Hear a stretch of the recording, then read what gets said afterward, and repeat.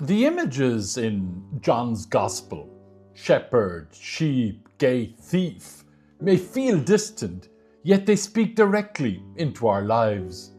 We no longer gather in sheepfolds, but we do live within systems that shape access, belonging, and influence.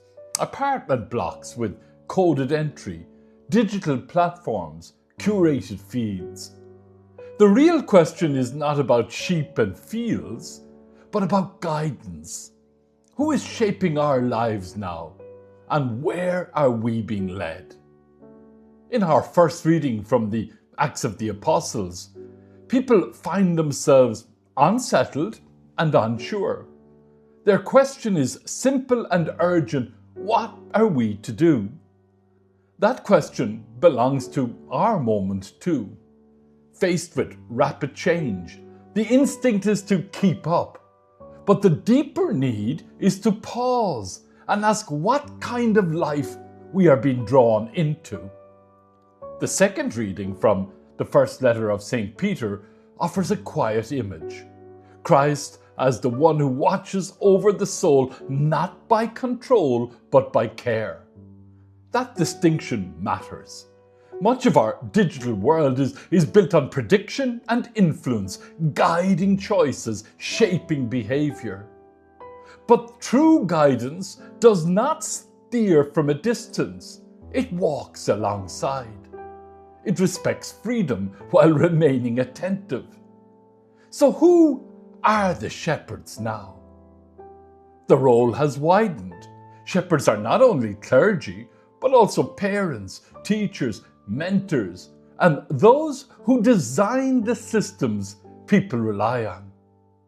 Anyone who shapes how others think or choose carries responsibility. The question is whether they help people become more fully human. Pope Francis spoke of pastors having the smell of the sheep. Today, that means understanding not only people's outward lives, but their digital ones, their loneliness in busy networks, their exposure to comparison, their search for meaning in a constant stream of content. Cheryl Turkle, an American sociologist and psychologist, has shown how digital culture can weaken empathy, replacing real conversation with something thinner. It's not that people have lost their desire for depth, but many are simply worn down by noise and constant demand. To be close to people today is to recognize that quiet tiredness.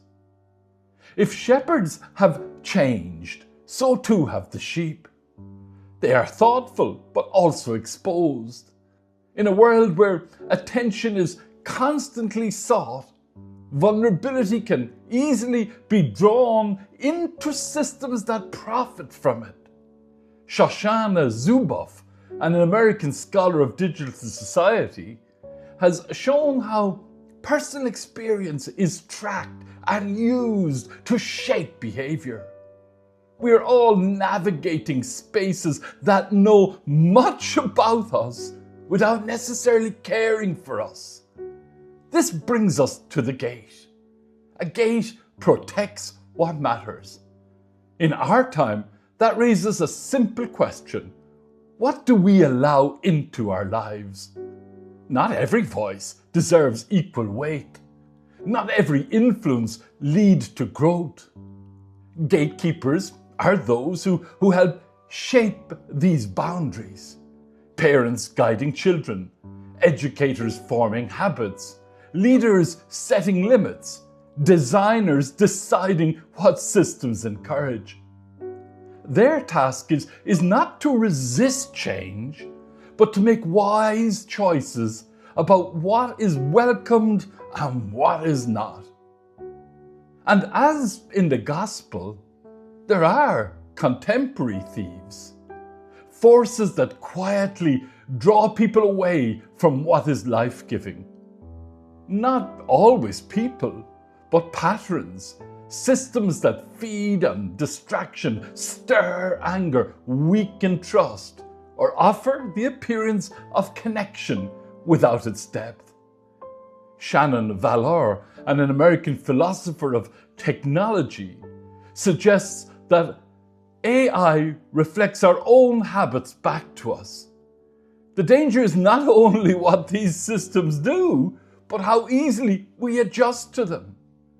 Noreen Hertzfeld, an American theologian working on artificial intelligence, reminds us that human beings are embodied and relational. When life becomes too mediated, something essential is lost. The real risk is not that machines become like us, but that we become less like ourselves, more reactive, less reflective. Paolo Benatti, an Italian Franciscan and ethicist, reminds us that the real issue is responsibility. Technology will shape our world, but it is still shaped by human choices. The deeper question is this: what values will guide us as we shape it? And that brings us to something very practical. If we are to live well in this emerging world, then there are 5 things worth holding on to. First, recover attention. In a distracted world, attention is a form of care. Making space for quiet and reflection helps us to stay rooted and not simply carried along. Second, stay connected to real life. Conversation, shared meals, time spent fully present to one another.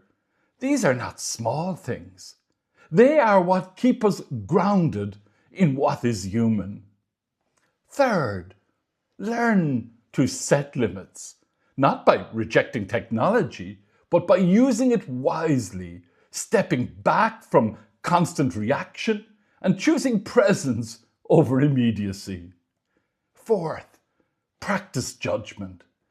As Pope Francis has said, while machines make algorithmic choices, human beings can decide from the heart. That ability to pause, to reflect, to choose wisely matters more than ever. And finally, look beyond ourselves. A healthy future will depend on shared responsibility, on shaping a world that protects dignity, especially for those most at risk. At its heart, the message is simple. Not every voice leads us somewhere good. The task now is not to turn away from the world we are entering, but to move through it with care.